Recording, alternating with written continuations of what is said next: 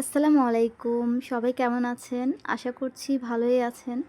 আলহামদুলিল্লাহ আমরাও ভালো আছি।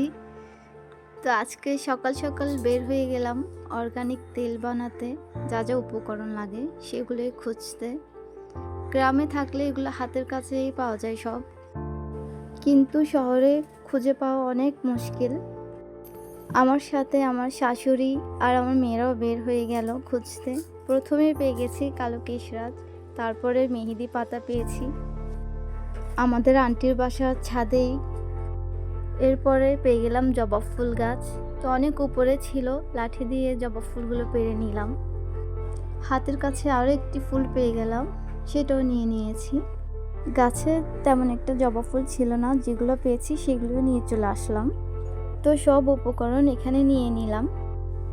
এখানে নিয়েছি কালো কেশরাজ, নয়নতারা ফুল পাতা সহ, নিয়েছি জবা ফুল পাতা সহ, তেলাকচু পাতা, তুলসী পাতা, মেহেদি পাতা, পেয়ারা পাতা নিয়েছি, দূর্বা ঘাস, অ্যালোভেরা, তারপরে আমলকি নিয়েছি, কালো জিরা, তারপর নিয়েছি সাদা তিল, এখানে মেথি আছে,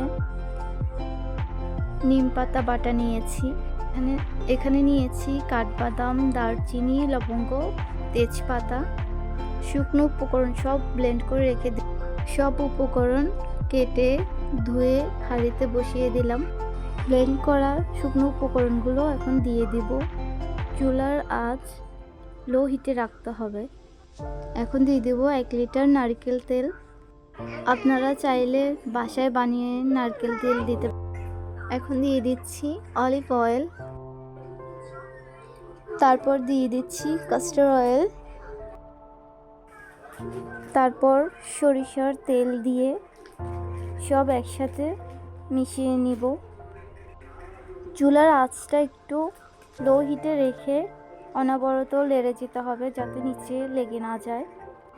এইভাবে সেদ্ধ করে পানিটা শুকিয়ে নিতে হবে। এই তো তেলটা প্রায় হয়ে গিয়েছে। চুলা বন্ধ করে তেলটা নামিয়ে ঠান্ডা করে নিব। এইভাবে আপনারাও বানিয়ে নিতে পারেন বাসায়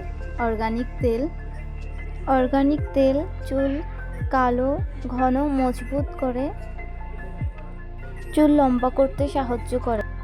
এখানে ছাঁকনির সাহায্যে আমি তেলগুলো ছেঁকে নিলাম। তেলগুলো কাচের বোতলে রাখলে অনেক দিন ধরে ব্যবহার করা যায়, নষ্ট হয় না।